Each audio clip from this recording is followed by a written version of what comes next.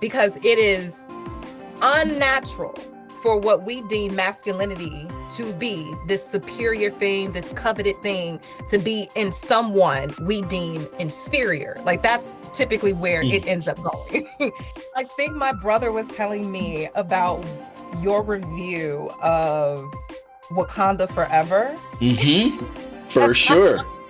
Yeah, nah, I was pissed. And I was just laughing my ass off. And I was like, that's how he thought about it? You disagree? Of course he disagreed. And then, like, it's all partially because we just refuse to actually acknowledge the harms of men, like what's happening to men. If something is happening to women nowadays because of virtue signaling and things like that, everyone's going to echo it when it comes to women now. Now we're like at a point where women say this is a problem, and you got folks like, oh, yep, it's a problem, we're willing to whatever. But if men do that right now, we're not listening. Okay, so I mean, that touches on something. Dave Chappelle said something kind of similar, where he was talking about the LGBTQ movement, and he was specifically saying that he's never had a problem with the LGBTQ movement, but he's always had a problem, and he very much clearly said it, white people. And he was talking about specifically how, the way he got into that was specifically talking about an incident where he had with an LGBTQ person where they got into a small altercation, and then that person then called the police on him. And so he was saying, so while you can say you're oppressed, you have this privilege because of your whiteness, because as a black person, I would not call the police in these circumstances because I don't think I have whatever. So with that being said, there is this intersectionality, right? Where there could be this, the white LGBTQ person who has some of the discrimination and some of the setbacks that come with being, a minority in that regard, but then the advantage of the privilege of whiteness and white supremacist society. Right.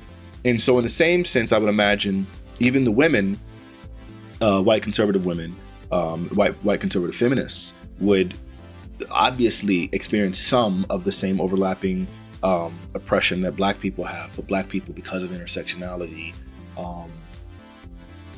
would have something different, would have something sometimes even more, not sometimes, most often more egregious, right? Like I would feel like any discrimination against women is going to impact them. And then of course you add to that the economic, it has a compound effect.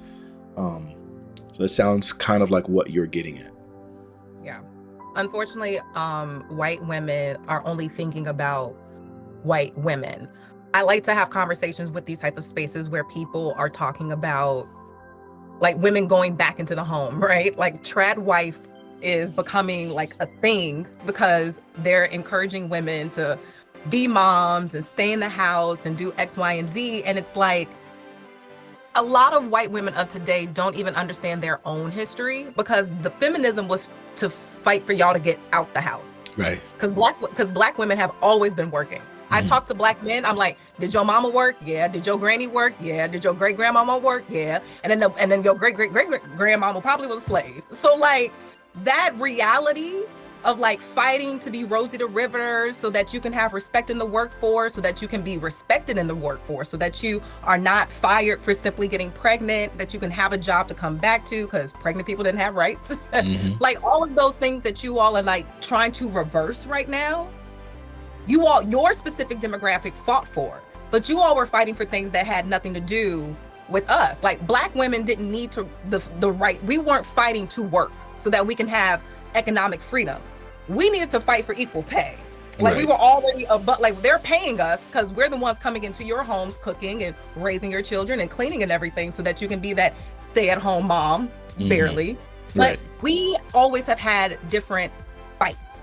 And white women, because they don't deem intersectionality as something as important, never turned around and said, hey, black women, what do y'all need? We know what we need.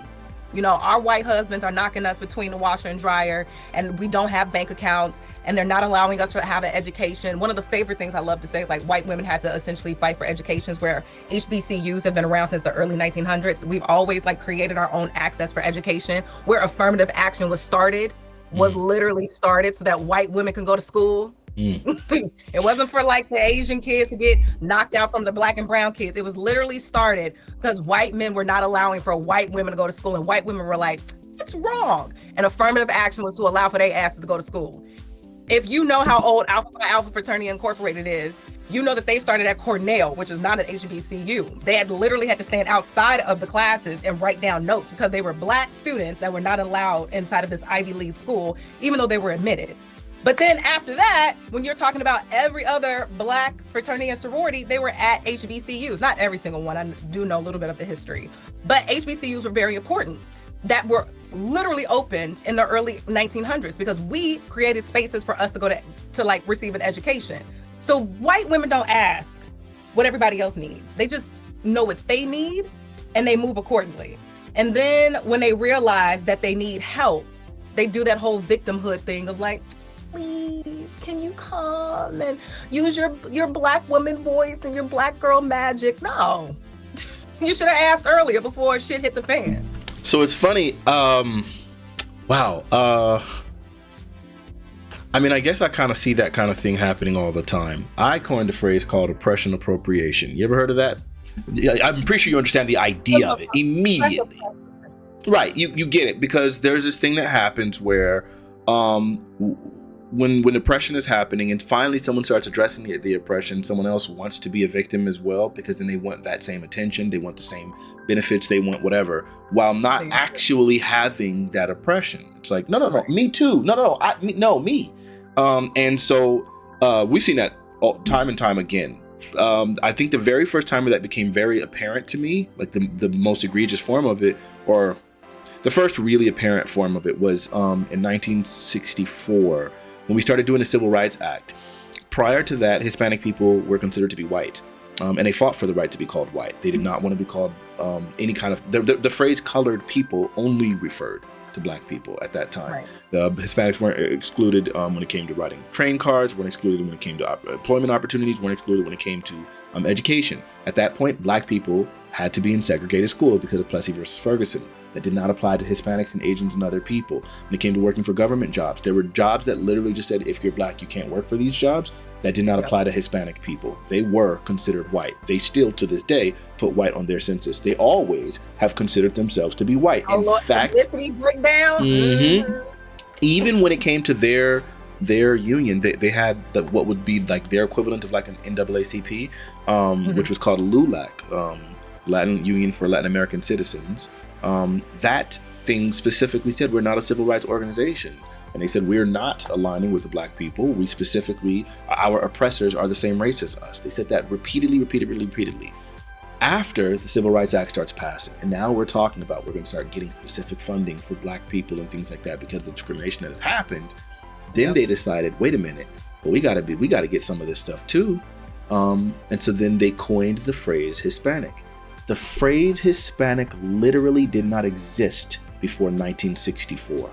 And when we were doing the March on Washington for Jobs and Freedom, they didn't even want us to do it. In fact, LULAC sent letters to the NAACP decrying the March on Washington and saying that we were whining too much. The very first official government document that ever included the phrase Hispanic was 1967. They didn't want a distinction. They wanted whiteness. So then when you finally do something like that and they see, wait a minute, it's becoming successful, to be oppressed is starting to garner attention such that now we're trying to rectify these things. Well, wait, hold on. I'm oppressed too. Up to this point, y'all was fine, right? So then now all of a sudden you're appropriating this oppression. Well, no, we're people of color too. Before you weren't people of color, you were white. You see what I'm saying? That's oppression appropriation. So then when Me Too happened, I mean, come on.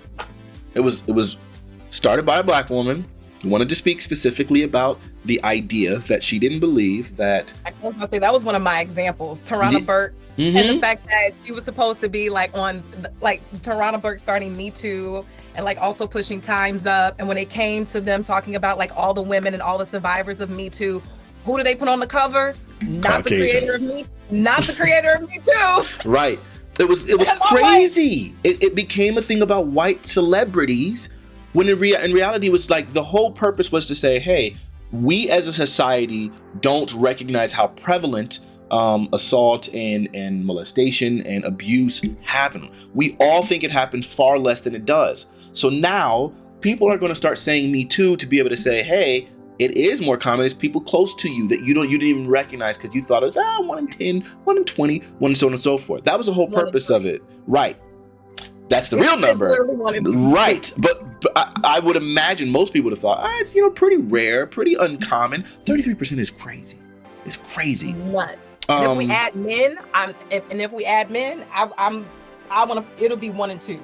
But the thing is, if we were to add men, that number wouldn't jump much because most of the assault against men is going to go underreported because most men are too ashamed to even admit that something like that happened. So then those numbers, you're right. Right. But either way, my point being, it was co-opted. It was originally supposed to be about this thing, and then all of a sudden, these people started being oppressed as well, and it became this whole other thing. So I think we see it time and time again where you can say anytime someone like points out some sort of oppression, for example, when it comes to like poverty stuff, we can say there's systemic oppression happening. And then you'll have a poor white person in Appalachia being like, well, I'm oppressed too. It happened to me. Like, look at my condition. And it's like, well, the reasoning and the cause of these conditions are very, very different. But so that oppression appropriation is real. And I think the other side of that is what you're referring to, where it's not about someone appropriating other people's oppression, but seeing oppression through their lens and like just being completely unable to come to terms with what's happening to other people who are even far greater dealing with, oppression. Agreed. I definitely believe if you are to assist and to help and through equitable resources uplift the most marginalized person, it helps everybody else just like off the strength of that. Mm-hmm. That's why, and everybody is like, what? If you help the Black woman, because I guess in like the very general patriarchy hierarchy, it's like white man, white woman, Black man, Black woman. If you give things to the Black woman, it helps everybody else. If you give things to the disabled queer Black woman, it helps everybody else. Mm-hmm. And one of the examples of that is the fact that when they passed the Civil Rights Act of 1965, they also were able to pass rights for them to be able to allow people to vote. Because yes, they were like, oh, you all can vote, but like the literacy laws, intimidation, the Ku Klux Klan, they were not allowing for Black people to go vote. But now they had to get rid of all their intimidation tactics while also allowing for us to have our civil rights. But literally 10 years after that, they were also able to amend the Voting Rights Act to allow for minority groups to vote, because until then, Black women weren't able to vote until 1965. And then that's when everybody else, like the Asians and the Hispanics, were like, well, if Black women can vote, can't we? Right. And then literally 10 years later, you now have acts that allow for people who are immigrants and for Chinese people and for Asians and for now Latinos and Hispanics to also have the right to vote. Because when you are allowing for Black women to get the vote, the first thing somebody gonna say is like, well, they're all the way at the bottom and they got X, Y, and Z. Why didn't I get X, Y, and Z? And the government is like, you're right. We did give the most disenfranchised people the right to vote. I guess we gotta give everybody else the right to vote. So like, if we are able to always say to ourselves, first, and I don't think we do this enough, we have to acknowledge the privileges that we do have. I think a lot of times we acknowledge what we don't have instead of acknowledging what we do have. And yes, I'm a Black woman, but I will always acknowledge the fact that I have the privilege of socioeconomic comfortability. I went to college, I have an education, I am able-bodied, I am attractive. Like, I am very aware of all of my privileges, because the only way for me to be able to help other people who are oppressed is that I have to come into those spaces understanding my privileges. And a lot of people don't do that. A lot of us, like even just from a smaller scale, Black women especially, but like women in general, walk into queer spaces, making it uncomfortable. And a lot of times queer individuals, like we go to gay clubs to get away from the straights. And now all the straights want to take their bachelorette parties and come to the club and sexually harass the men to be like, well, I'm a girl, it's okay that I touch your butt. No, girl, consent goes both ways. Just because he's gay doesn't mean you get to touch his ass. But like, you have to check your privileges. You have to say, yes, I'm a woman and I'm oppressed, but I'm also heterosexual. So if I walk into these queer spaces acting like a straight, making everybody else uncomfortable, I have to check me. But we don't have those conversations enough. There's way too many straight women that go into gay clubs sexually harassing men. That's pretty funny. I'll tell you, if it was the other way, it gets really ugly. I mean, but at least I think there are more of those conversations happening actually about because there's always this belief. Oh man, yeah, you just see it. You see it. It's like put forward in the memes and everything, where it's like there's always this belief where men will say lesbian women aren't really lesbian. They're just they're like playing, and they just need the right dude and to stroke that lesbianism out of them. It's nonsense like that. Or there's always the memes about why do all lesbian chicks always get pregnant, like so on and so forth. All those kind of things. So I think it already perpetuates the idea that like, oh, okay, these women are like available on the low, so on and so forth. And so then that becomes pretty gross. It does. Yeah. But it's just men centering themselves because patriarchy. For sure. See, now that phrase, I am not gonna lie, patriarchy, because I've heard it so frequently from feminists, is it's a trigger for me. Not that I don't believe that we live in a male-centered society. Patriarchy. Oh, that's the phrase you like, a male-centric society. Well, I mean, instead of the word patriarchy. No, it's the same thing. I'm not going to play semantics because obviously, yes, there is a patriarchy. There's just no way around it. I'm not denying that, right? We are in a obviously male-centered society, but I need, maybe you can break that down to me. What exactly is the patriarchy? The simplest way that I like to explain it to men, and I think they get it from this perspective, is that we're, as a society, every single person that is born into a patriarchal society, the first thing you're just learn, like the entire antithesis of what you are now going to learn, is to hate femininity. That's just really what it is. It's like patriarchy is just the hatred of femininity. You're taught as a little boy, don't wear pink. Who really wears pink? Girls. And then what happens subconsciously is that you're taught not to dance a certain type of way, not to like certain type of cartoons and characters. You're not supposed to play with the baby doll. You're supposed to play with the trucks. You're not supposed to wear girly colors. You can't have long hair.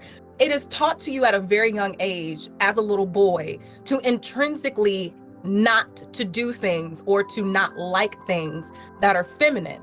So we have to then ask ourselves, when that little boy becomes older, he now subconsciously has a hatred or does not like things that are feminine. But there's an entire gender that lives in the world of femininity. So it's going to be very difficult for them to come into that space and say to themselves, I like this, instead of them coming into that space and say, I'm just going to conquer women as sexual concubines because that was told to me to do to be considered a man.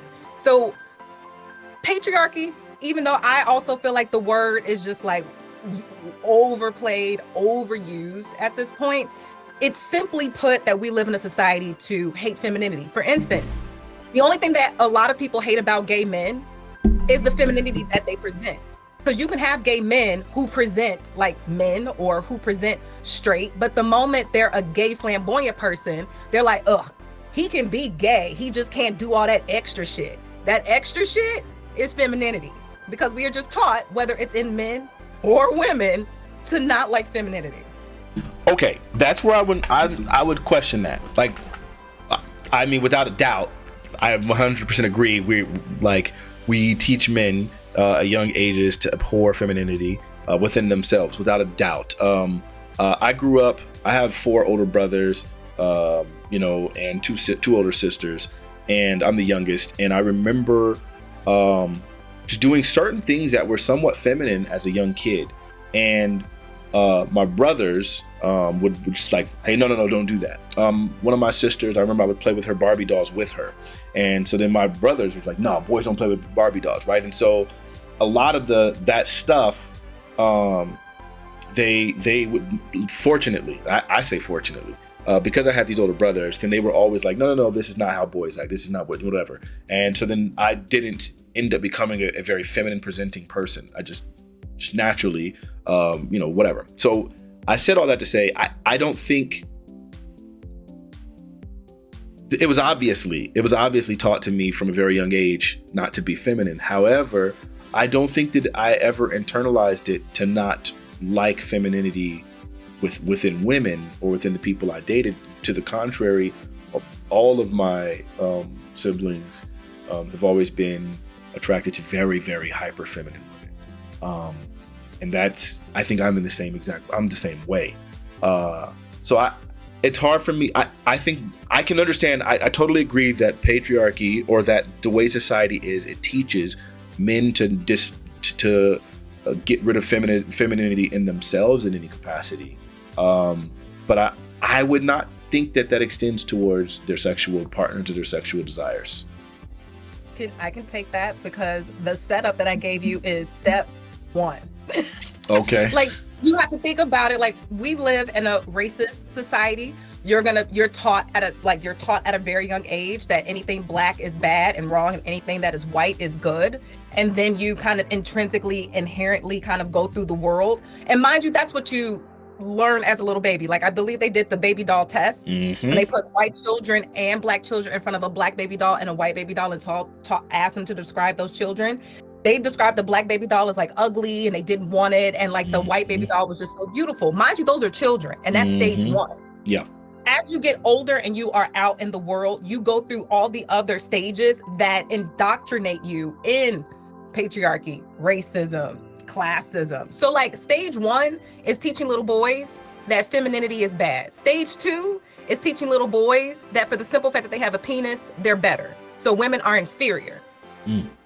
Stage three is teaching men power and entitlement, that you don't necessarily have to do too much, but the fact that you're a man and you have physical strength, you can take whatever you want at any given time. So then when you kind of move through those stages, that's when we get some of the very abhorrent men who are just like, I absolutely hate women. It starts small. And my hope is that like, that is where it stops for some men, because you can't decide who your parents are, and you can't decide on how your parents raise you. So a lot of parents and a lot of family will kind of grow boys up in a culture where they're going to just be detached from their femininity. And the hope is that that's all that happens.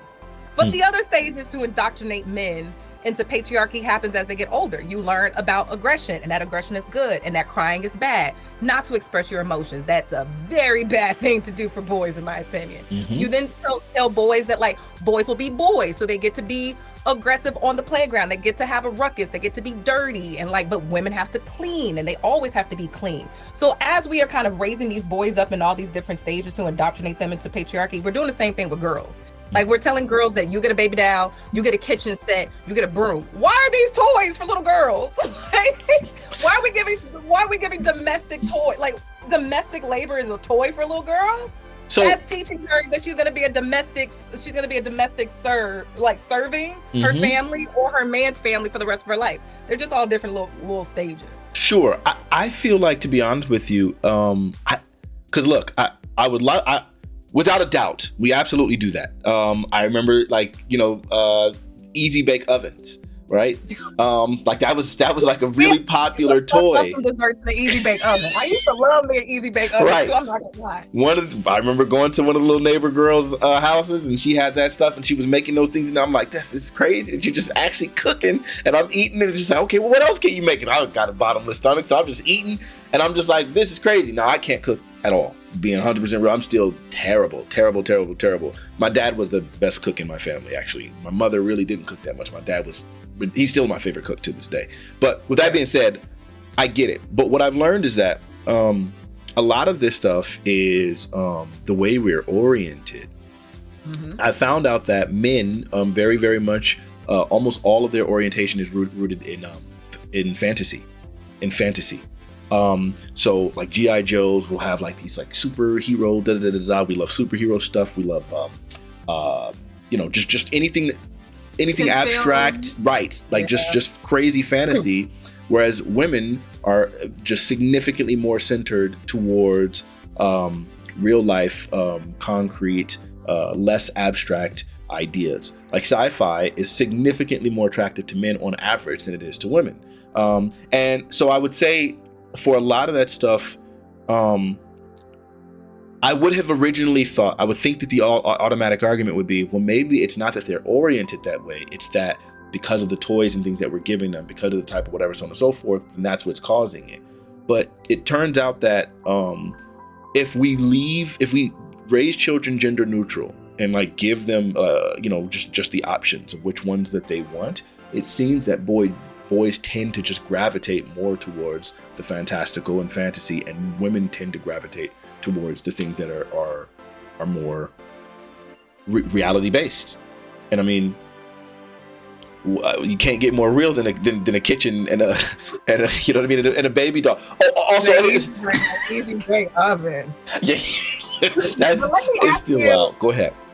Then let me ask you this, because with that being the case, then we do have a lot of parents that will have those children that are on the spectrum, outside of the spectrum, and they are a boy that might want to play with dolls, or they're a girl that wants to play with G.I. Joes. And instead of us kind of being like, oh, okay, well, that's just kind of like what they like, we talk cash shit about that kid, essentially. Like, we want to dissuade them from wanting to do those type of things. And I'm specifically thinking of my sister, who was such a tomboy. Like, she wanted to play football with the boys. She wanted to play snare in the band. She wanted to do cymbals. She hated wearing dresses. She hated wearing pantyhose, all that extra girly shit. She was just not for it. But it's one of those things where it's like, you're a girl, so you have to do these things. The same way from your perspective, it's like, you're a boy, so you're not supposed to do these things. Right. So even when we see what the children are interested in, if it's not what we think they should be interested in, we take it away from them. So we still kind of live in a culture where, like, we're going to subconsciously, consciously, and sometimes with intent, make sure that child grows up presenting heterosexually. Because a lot of people, that's not even like what they sexually like, but they're presenting heterosexually. Oh man, I get it. Again, in the same sense, I think like for myself, like I said, when I was a really, really, really young kid, I think just because I've spent so much time with my sisters and things like that, then that was the stuff that I was imitating and things. And so I think my brothers doing that, again, I'm hyper thankful, because I do think what ends up happening, I'm going to say this and then I'm going to get directly to what you were saying. But I do think that, like, as a society, if you are presenting, as you're saying, in a specific way, that society sort of starts pushing you in that direction. For example, you know, the feminine acting kids in high school that everyone you immediately assume this person is gay. Some of those people, I think, were gay. Some of those people were definitely gay. Some of those people were not gay, but they just had feminine mannerisms. But because we kept pushing and pushing and pushing, and at an age where people are still trying to discover their identity, then they begin questioning and things like that, right? So I think I'm thankful that happened for me. Now, with that being said, as far as us wanting those children, or parents pushing children away from their desires because it's like contrary to whatever the norms that we think are whatever, I think a lot of that makes sense. And I think for some reason, the reason why I think that happens most often is because as parents, our job and our goal is to try to make sure that our children struggle as little as possible. They have the most easy life that can possibly be had. And so if we think something is malleable and won't cause any long-term harm, it's like, oh, I want to do this, right? I had a nephew who was born with 6 fingers. And I'm a pianist. So I was like, this is the most amazing thing in the world. Oh my God, he might be the best pianist that ever, whatever. His mother and his grandmother were just like, absolutely not. We're getting that removed immediately. It's a very simple surgery. This is happening. And so they did that. And while I understood, like, just me thinking, man, he can be the best pianist to ever exist, they were thinking, one, gloves are going to be difficult for him to wear.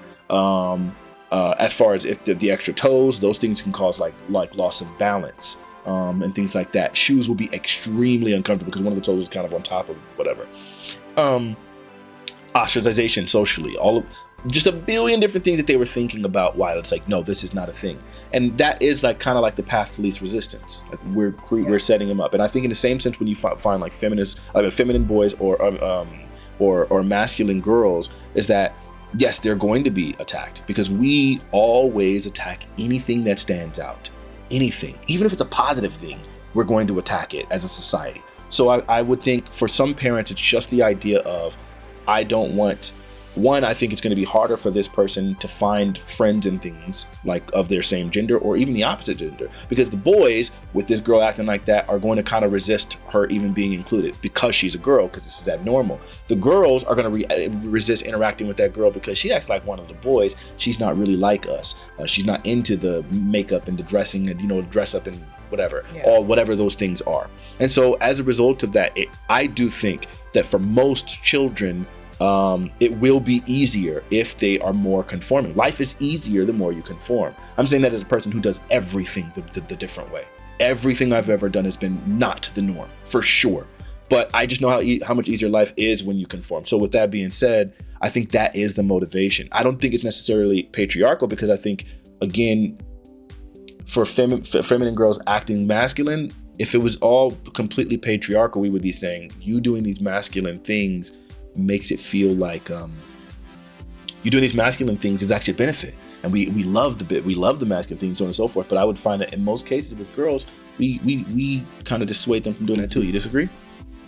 No, I'm actually kind of agreeing, because I'm in so many goddamn arguments with men about, like, if masculinity is such a good thing, then when it shows up in women, why all of a sudden is masculinity a bad thing? And that's when they have to say them. That's when they secretly say, because it is unnatural for what we deem masculinity to be, this superior thing, this coveted thing, to be in someone we deem inferior. Like, that's typically where it ends up going. It's like, yes, we can acknowledge the fact that masculinity is this amazing thing, but if it's in someone who's inferior, then it's like fucked up, and that's where masculinity shouldn't be. And it's like, do y'all hear yourselves? But I also am the type of person that feels like masculinity and femininity, in the way that we talk about it, is more so specifically just gender roles. Because if I think about real femininity and real masculinity, they're kind of one and the same. I think, like, anything that a woman needs to do or is, in terms of like how she's a good person, loyal, compassionate, nurturing, like all of those attributes that would make someone a feminine person, I think those attributes should also be showing up in men. I think a man should be nurturing. I think a man should have emotional intelligence. I think a man should be able to be in tune with his emotions. The same way I think women should be strong. I think women should be able to be vocal and stand up for themselves and be able to defend themselves, especially if they're a mother. Like, the moment a man is like, well, I'm a protector and provider, I'm like, that woman will put her life on the line for her kids. Like, that woman will go hungry to make sure that her children eat. Both parties can protect and provide. A woman can protect and provide the same way a man can protect and provide. And if you come together, you all can decide on what protection and provisions look like for your family and for your household. But just to say that these attributes only show up in one gender, that I don't believe. Okay, man, I think we're on the same page, because certain phrasing, for example, you said a woman can protect and provide the same way. I think what you really mean, I'm not trying to put words in your mouth, but it sounds, I think what you're getting at is that they both can fulfill different properties of that thing, right? Because they're not going to do it in the same way. They both have the power, the intention to protect and provide. Yes. How that looks may be different, but if a woman is like, I protect and provide, and this is what I do, and a man says, I protect and provide, and this is what I do, we probably would be like, yeah, they do. Sure. Okay. Yes, we're on the same page then, and I totally agree with that. Even when, like you said about the nurturing thing, I think what ends up happening, and I think this is just, I don't know if this is, it's hard for me to believe that real people think this way, but every now and then I interact with people that do, and it blows my mind. We have this belief where it's where when we think of these roles, that they're going to be exclusive to that they're exclusive. We look at them like they're completely binary. And so it's like either you're a protector or you're a nurturer, right? Either what, so on and so forth. And so I think what gets really twisted is that as a society, like when we see, as a result of this, you get to what I consider to be toxic masculinity and toxic femininity, where there is this belief that my masculinity is my entire identity, and therefore anything that is even remotely close to feminine, I can't do. Crying is a feminine thing. It shows vulnerability. I can't do that. Obviously, that's crazily toxic. The idea of nurturing. where it's like, nah, I'm just gonna be the disciplinarian. I don't really let my kids hug me. I'm not letting my son kiss me on the cheek. Like, what are we talking about, right? And it's like, it's crazy and I think that is born from the idea that men have to be masculine and there is no femininity. There is no nurturing. There is nothing, whatever. And I do believe that there is a spectrum. And I do believe that part of like a healthy marriage is that you learn to develop different portions of yourself that you could then be able to do, right? For example, a wife at home is going to be disciplining the kids to some degree, right? Like that's even like no matter what, if the husband's at work all day, who's gonna do that? Lie. My mama beat my ass more than my daddy did. Right. So right.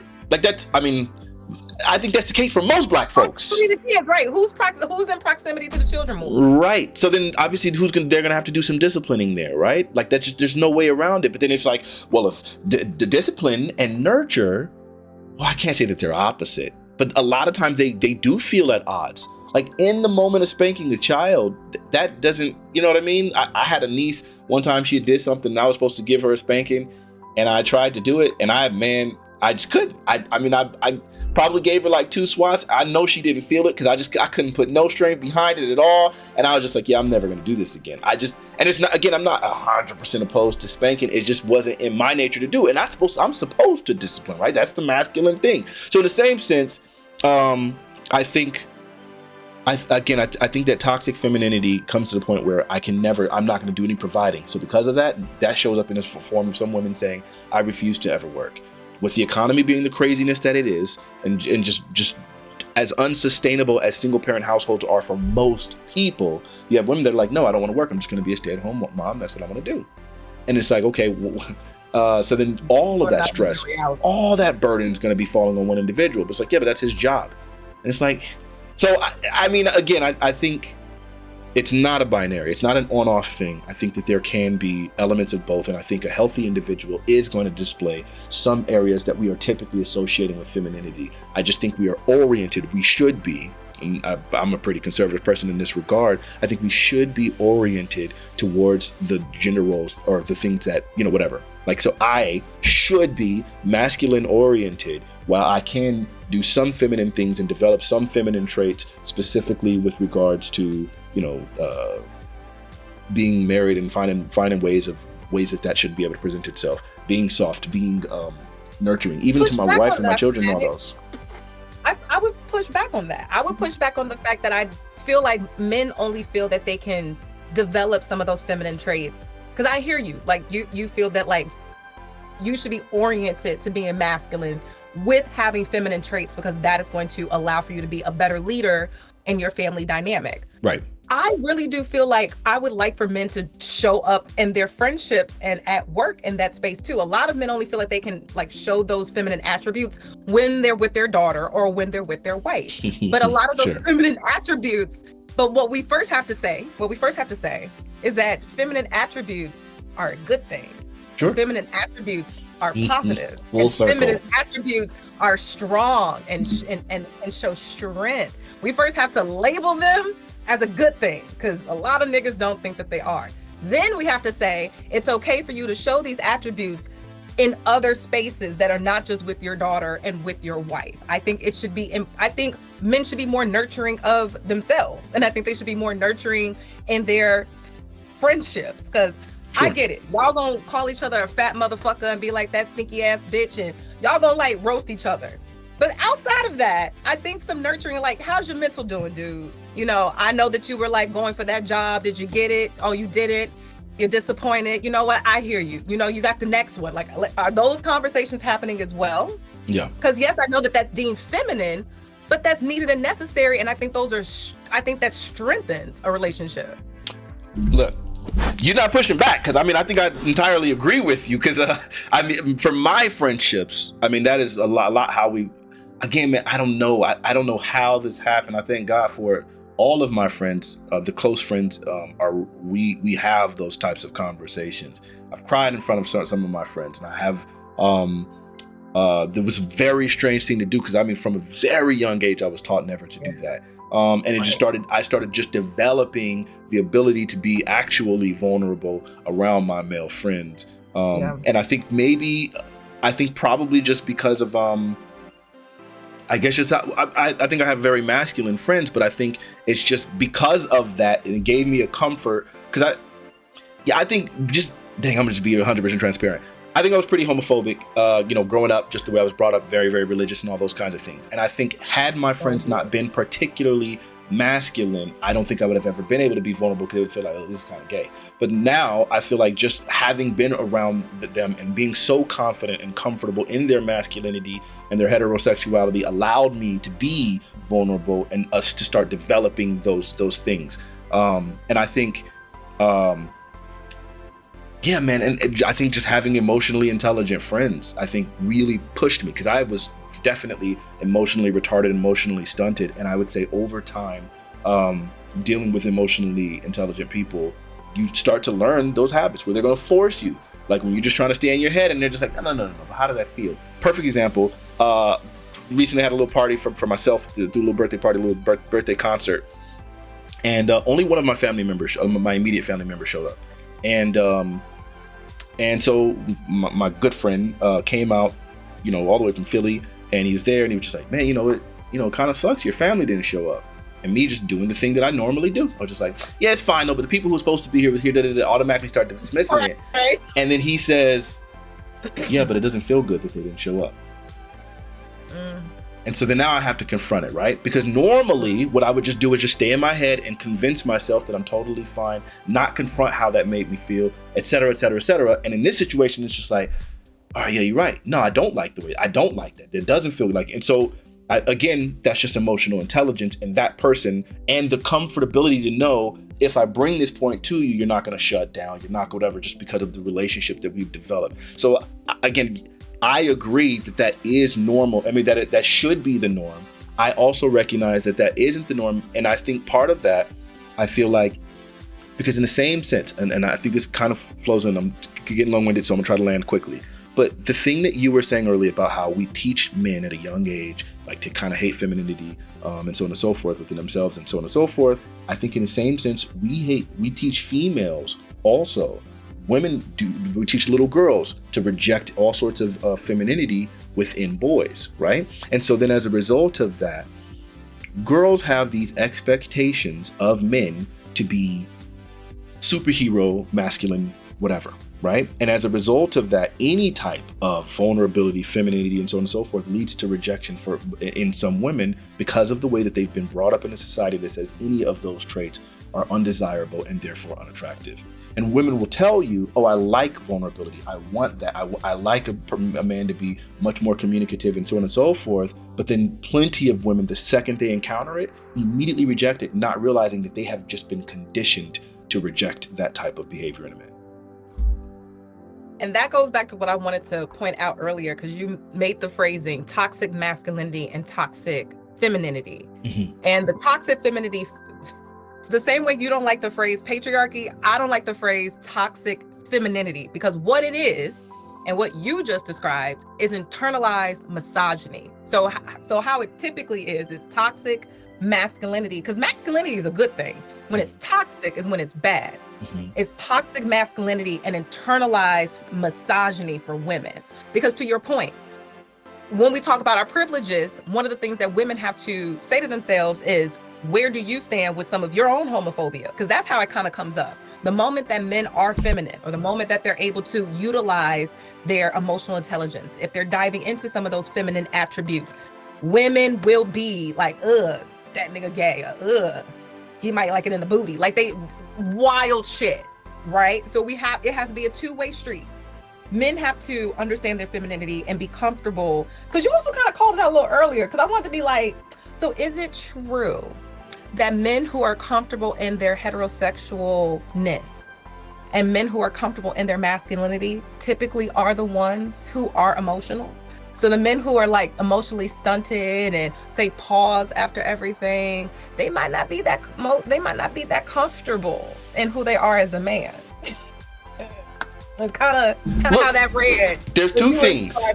Okay, so you're right. I mean, and I even mentioned, even when it came to my friends, I don't think it was discomfort with my own sexuality, but I think I was pretty homophobic, and I don't think that there's two different, I think there could be multiple sources. One of the sources for homophobia can absolutely be discomfort with your own sexuality. And I think one of the other ones can be almost like a deontological like positioning and a conditioning, like from like hyper-religious backgrounds, where it's like I have zero interest in any sort of sexual contact with the same sex. However, I also see this thing as some very, very severe abomination that I just don't, you know what I mean? And so then that can like lead people in that way. And I would say, but there's yes. so many families that so many families rather a man have 19 kids and 15 baby mamas than be gay. Yep. 1,000,000,000%. 1,000,000,000%. And so, and again, that goes back to us like kind of like not liking things, anything that stands out, anything that deviates from the norm of what we expect. It's just, I'm telling you, even if it's in a positive way, this thing is better than what we expected. It's like, I don't know, but it's not what I expected. So therefore I'm not a fan of it. And so, I do think that, that the normalization and comfort of sexuality, of your own and whatever, of your own sexuality does allow for more vulnerability, without a doubt. And I would agree. Yeah. And I think that's what we're seeing. There's a lot of men that are not comfortable in who they are. The same way I would also agree there's not a lot of women who are comfortable in who they are. And I'm gonna take it here for a second, because you said you grew up in a church. I grew up in a church as well. We grow up in a very Christian-based, Catholic-based. I believe this country started off Puritan. we grow up in a religious country that has all of these rules about what you should and shouldn't do. And one of those things is really to guard our sexuality. We're not encouraged to explore it. We're not encouraged to express it. We're not encouraged to ask questions. We're encouraged to keep it covered. Even when abuse happens to children in that space, they're not encouraged to talk about it because they're not believed. So we don't really have a healthy connection with our sexuality as homosexuals or heterosexuals or asexuals or whatever the spectrum may be. We're not taught to have a space to be comfortable with that. And we're not also given people spaces to express what that is. And there's a lot of men, unfortunately, who have been abused the same way there's a lot of little girls who have been abused. And one of the first signs of that abuse is being hypersexual. But it's praised in men and it's not in girls. So because it's not praised in girls, it's kind of like, if you bopping around a little bit, you might need to talk to somebody, or you'll just get shamed out of wanting to do it. Yeah. However, the same thing, the trauma response is hypersexuality, but it's demonizing a girl. So she may get help, or she'll stop, or they'll just throw her to the margins of society. But the man still is a trauma response, but he's praised. He's a player, so he does it more. And then it really takes, what is a trauma response? Now it has gone off the rails, and he's gonna need a therapist to bring that shit back. But like, that's due to the fact that we're growing up in a country that is very religious and does not give space to any type of sexual expression. We even take sex ed out of the schools and tell kids to just practice abstinence, but then we don't teach them how to use but then we don't teach them about all the things that you can contract just from kissing, or the things that you can contract just from like digitally playing with everybody. Like, sex education is still very important. But I feel like if we were able to create spaces, not just for girls to be expressive, because I think we've seen that a little bit more, feminism. But I also really feel like there needs to be a space for men to sexually express themselves. Well, I mean, I feel like that space already exists. Look, I mean, I feel like men are... You think that we live in a society where men are able to express themselves sexually? All day. They're expressing themselves like deviants, like really express yourself. For instance, there's a sect of men that like their prostates being stimulated, but because of homophobia, they won't tell fucking nobody. Like, they won't say shit. So now you're creating a distinction. Okay, if you're saying we don't allow, okay. I'm saying in general, we allow men to express themselves sexually in heteronormative ways, right? We do, without a doubt. Okay, I'll give you that. Now, if you start saying about like in homosexual ways or homosexually adjacent way, no, I'm not saying it's homosexual or homosexual adjacent. If we, you don't feel like it's adjacent? No, it's not homo. If a woman is penetrating your butt, it's nothing. There's nothing gay about that. Oh, again, I'm not saying it is. I said it's homosexual adjacent. See, that's why people work. That's why they don't come out now. because they don't want to be homosexual adjacent. Well, for sure. I mean, look, the society is still not, you know what I mean?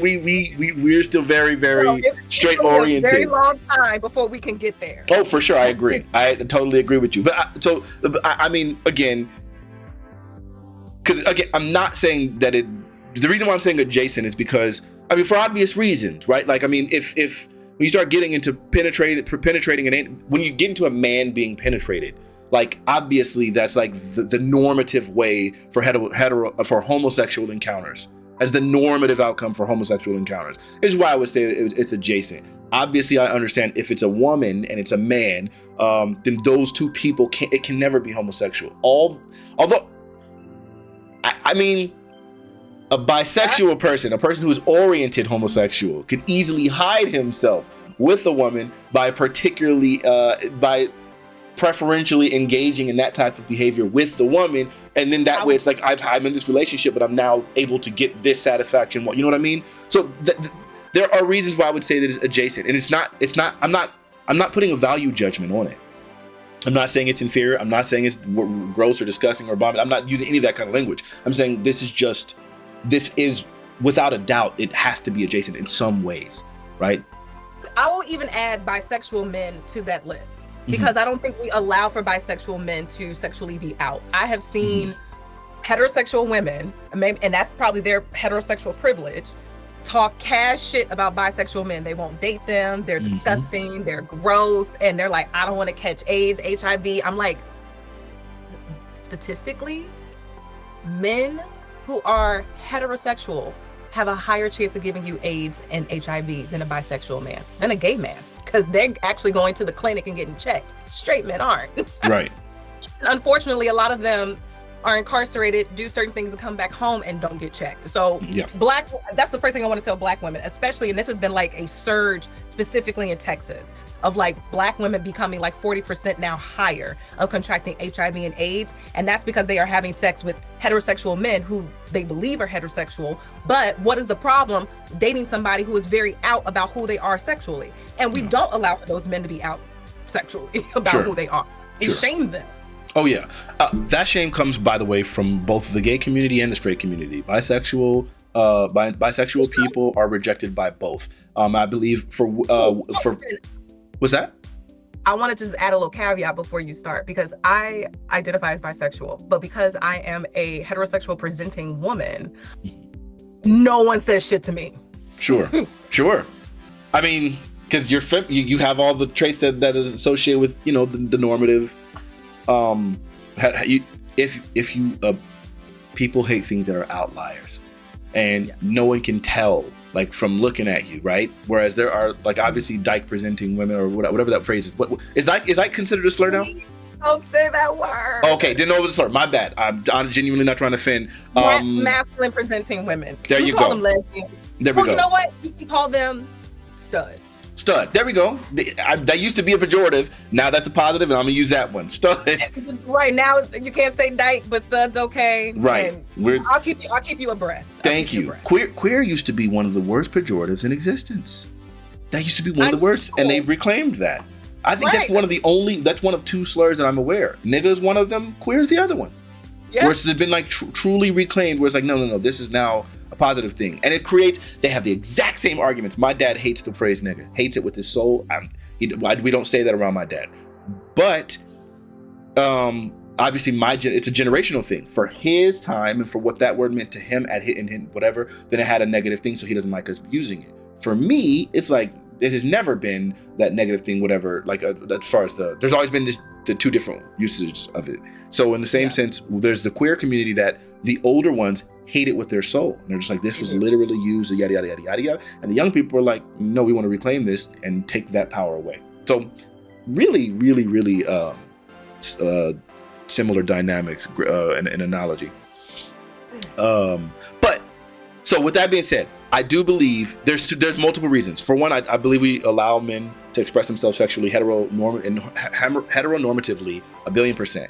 We do not allow women to very much express themselves heteronormatively, or at least we didn't. Now, society is kind of flipping in a way, right, where you have like, you know, WAP and all these kind of things where like it's changing, and a lot of that had to do with the I think it was the second wave or third wave feminist movement, where the third, okay, there we go, yeah, where it became very, very much focused on, hey, no, we can do that, Sex in the City and all these kinds of things, where that became a thing. I would say there's reasons for that, and I don't think all of it is just necessarily patriarchal.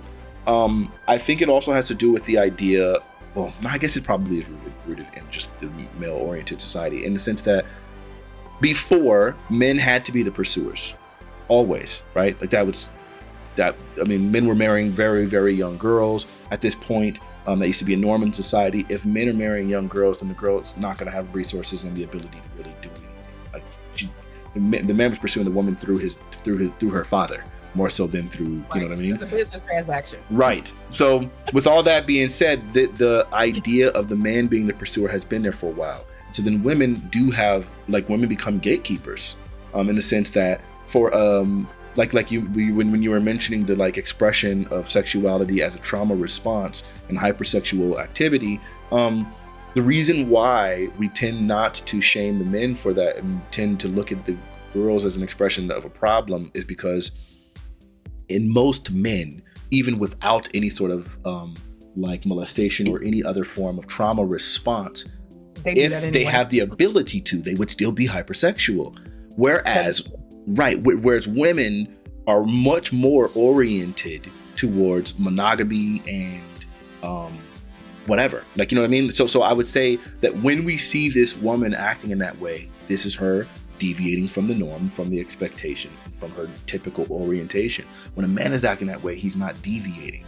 So because he's not deviating, we tend to be like, oh, okay, he's just doing what niggas would do. No one's checking it. Yeah. That's true. I totally agree. I think we're in a space now where women being able to express their heterosexual sexuality is being a little bit more. Yep, gotta specify. It's being softened a little bit. It's not like, oh my God, and I hate to say it, the shit that Foxy Brown and Lil' Kim had to go through so that we could get to a WAP, crazy. Yeah. They have come so far.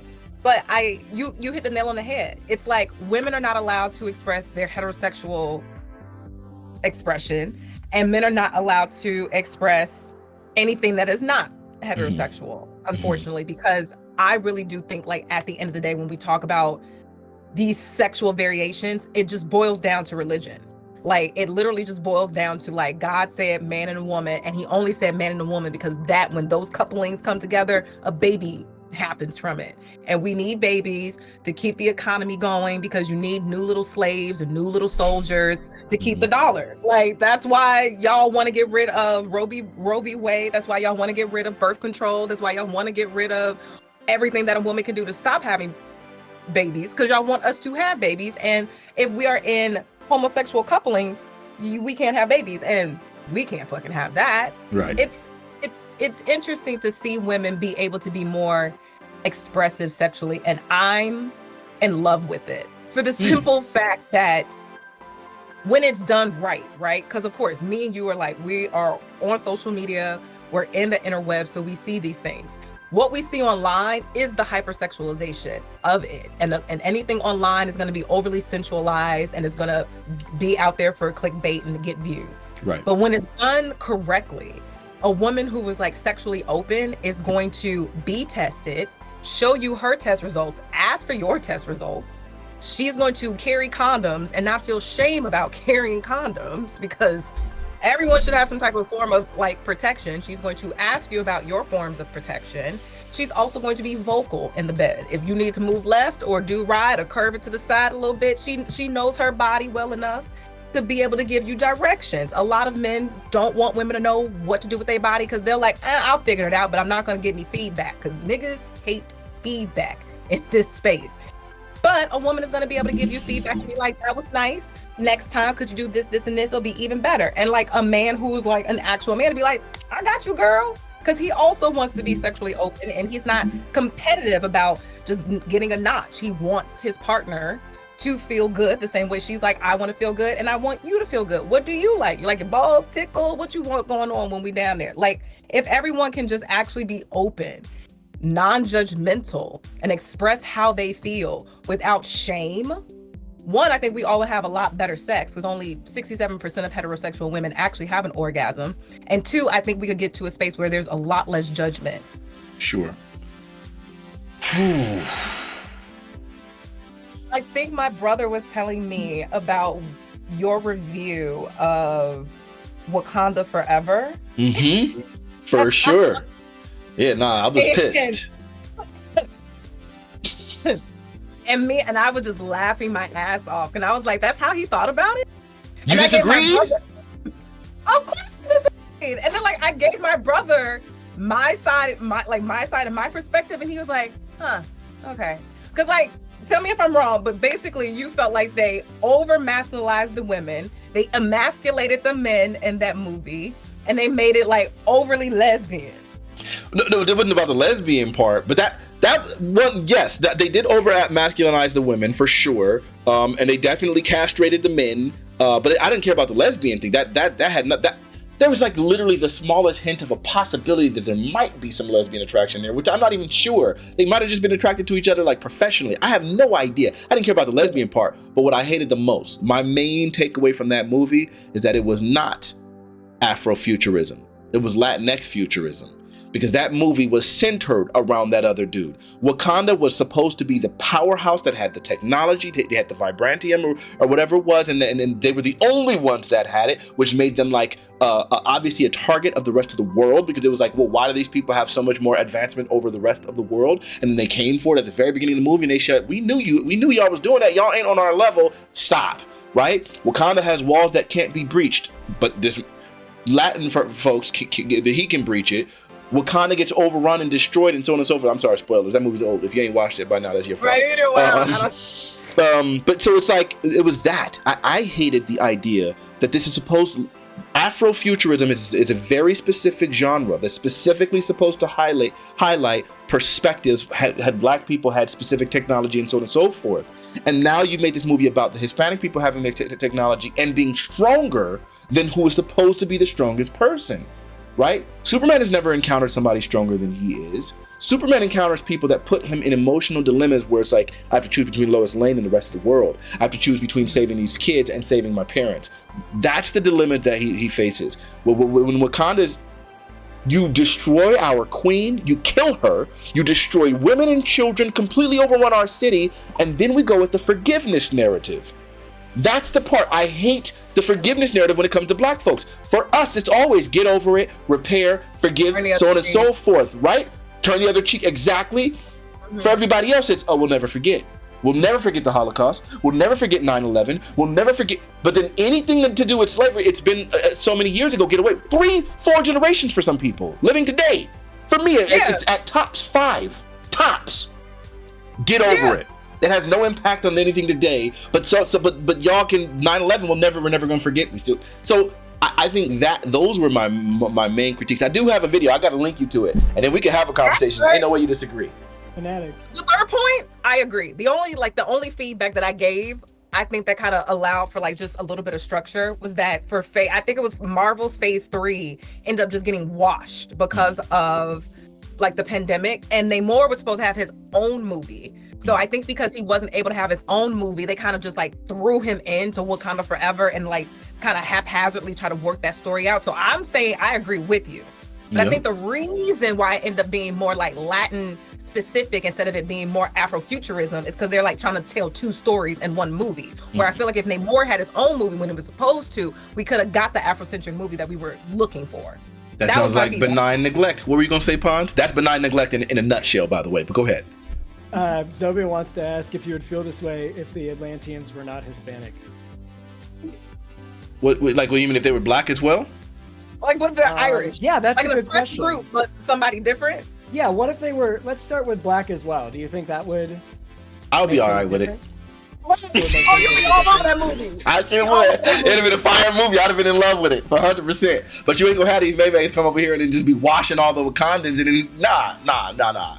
Yeah, that was too much. No, it became benign neglect forever. I feel they tied Ryan's hands. Ryan Coogler was I'm about to make Wakanda Forever, and I feel Marvel was no, but you gotta put some Namor shit in there for this No, he said that. No, he said that. He said that movie was not at all what he intended to actually make. What he intended.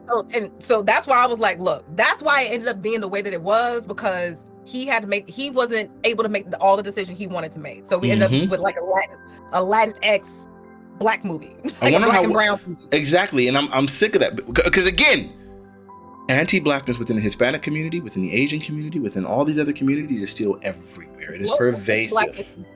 Absolutely. So then don't sit here and people of color me, right? It stopped being Black Panther, became people of color Panther, and I'm not a fan of that, because I know how y'all feel about us. I know what you guys experience. So then, so then to take this thing that was an emblem, and the reason why I would say it was such an emblem, you have to think about this. Before before Black Panther 1 came out, do you remember the narrative about how black movies don't do well overseas? Black movies, whatever, so on and so forth. They can't sell out. They can't fill out a theater. So because of that, we never really want to. That's why black people don't win lead roles in Oscars and things like that. And they were always using that as an excuse. Wakanda Forever Black Panther 1 came out, and it literally broke box office records.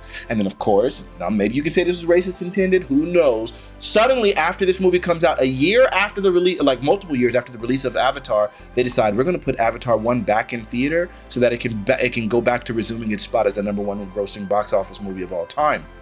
That's crazy. When does that happen?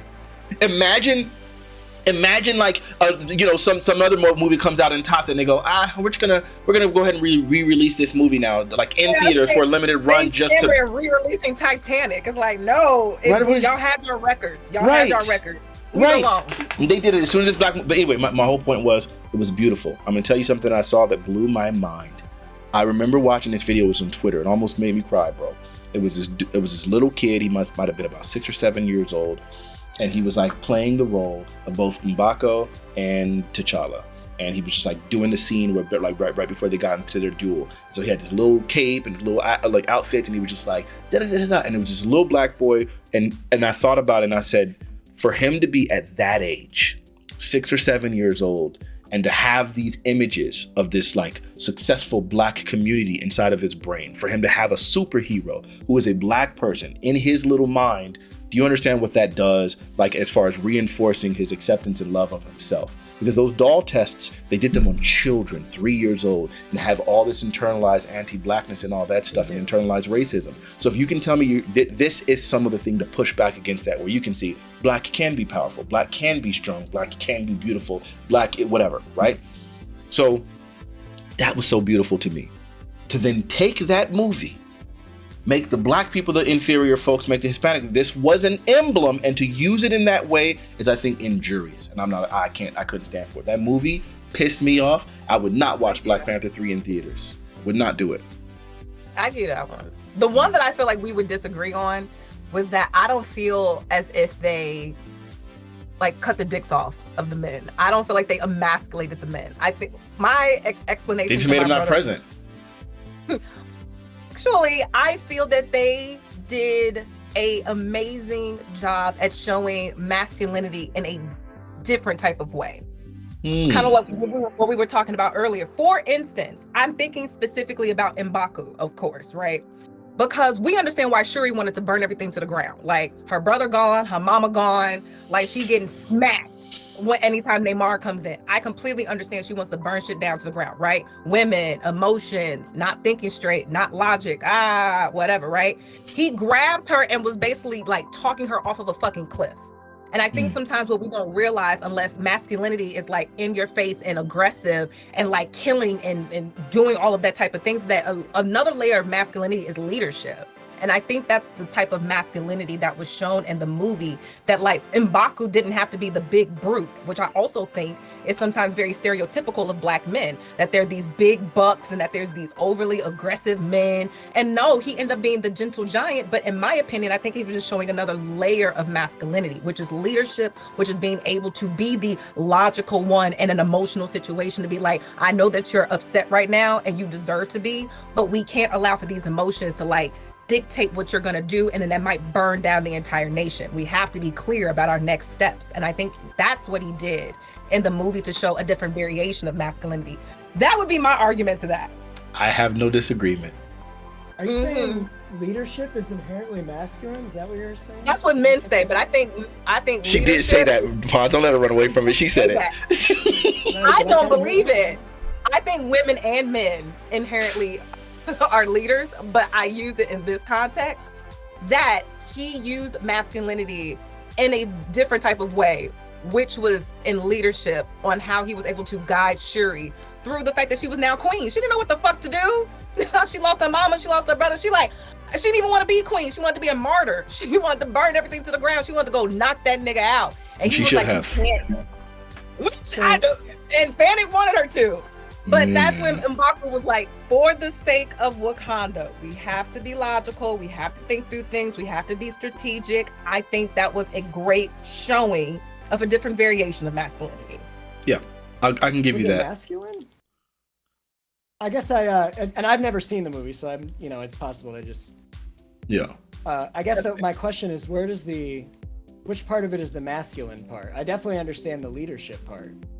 Oh, she was explaining that, like, when how men, when women get crazily emotional and you got to talk them off the cliff.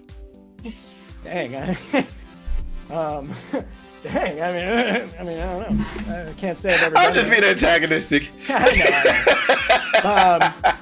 No, I understand. I guess I just, my. I'm speaking to I'm speaking Fanatiq's language. I think that was the only way I was gonna be able to make my point. She got it. My monkey brain hears. Oh, you gotta know your audience. You gotta know your audience. That's good communication. Yeah. No, 100%. No, as long as we. I was like, I'll take it this. Because the other way that I want to take it is to be like, nah, fuck that. We finally have a movie where, like, we see strong Black women for a change, and they're not this. And yes, they're being called overly masculine, but that's literally because they're Black. Anytime we see Scarlett Johansson ass whipping and running around with no fucking powers, we're like, oh my God, Scarlett Johansson is so amazing. Da, da, da, da. Mm-hmm. But now we see a whole entire movie of the fucking Dolores.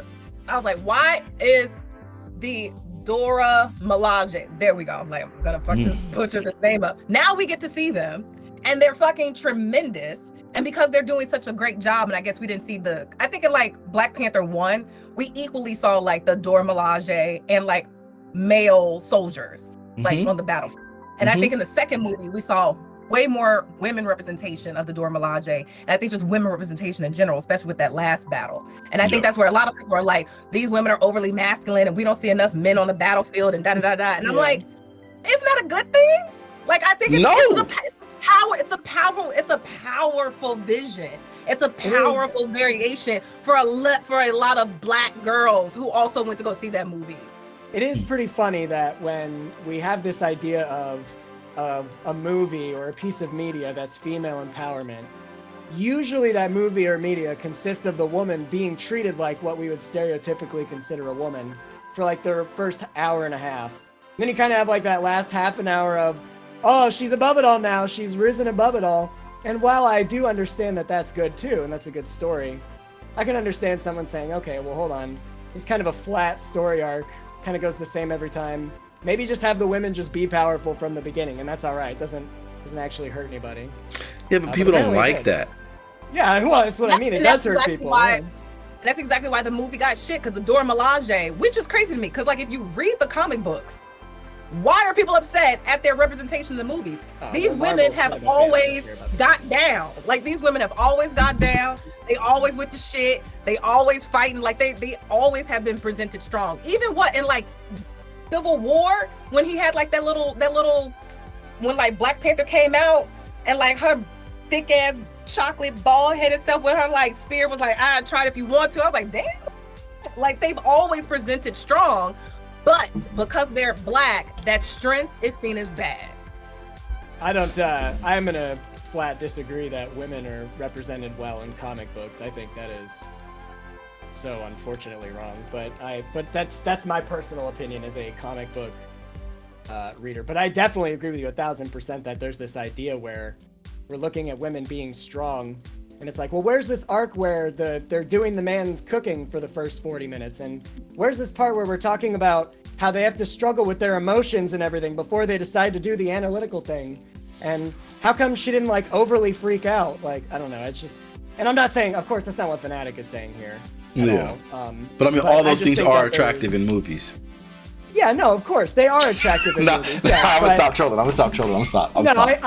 I think Hollywood's biggest problem is that they are afraid. They're all cowards, and they're afraid to move on from what they think works. They know what's comfortable, they know what works, and they will never do anything against that. Sure. And that's why we look at Marvel Comics, and that's why we see the Hispanic empowerment shit. It's because they're not going to make a truly compelling story. They're not going to go to all these lengths. They're going to do the bare minimum while appealing to as many groups as possible. Yeah. And usually that ends up with toxic movies. I don't know. I've never seen this movie, so I won't speak on its behalf. But like Thor: Love and Thunder is a perfect example where they just, who cares about the comics? Let's just make a movie that appeals to everybody. And then ended up appealing to no one. And I think of Wonder Woman, right? Like she's basically an alien, and like on a island of alien women who are like all strong and who are like all like, but that did not receive the same type of criticism that like the Dora Milaje did in Black Panther. It's weird. It's like anytime that like we think of female empowerment, it's got to be white. You know, it's like that's when the little girls can go watch it, and that's what can be their inspiration, and that's what they can go see. And very much like Fanatiq's point earlier, like when you see a little Black boy that can like see M'Baku and they can see like Black Panther and they can have themselves represented, that's very important. But every time that we talk about like female empowerment in comic books or more so in movies, what DC or Marvel want to fucking spit out at us, it's good when it's a white character. It's not that good when it's a Black character. I just feel like, could we do something else with Scarlett Johansson, like with Black Widow? Like they gave her an entire movie for what? I mean, because it's ScarJo. True. Wonder Woman and Black Panther 2 grossed the exact same amount in the box office. I feel like they both saw similar amounts of criticism, and probably for the same reason, right? I did not know that Wonder Woman did that well.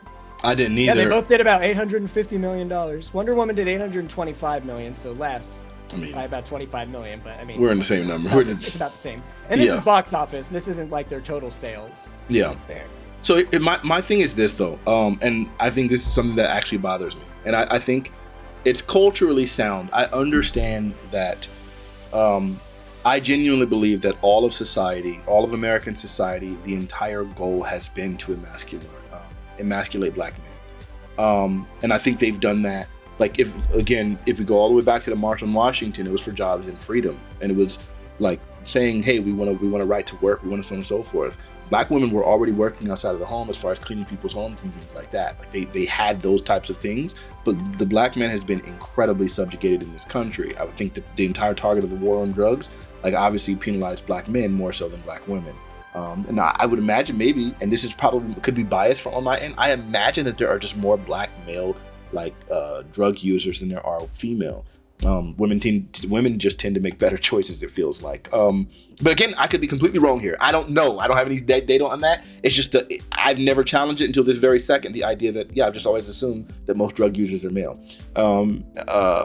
But so with all of that, with men, and then you look at the men out of the house rule when it came to welfare and things like that, that required Black women to take on certain masculine traits.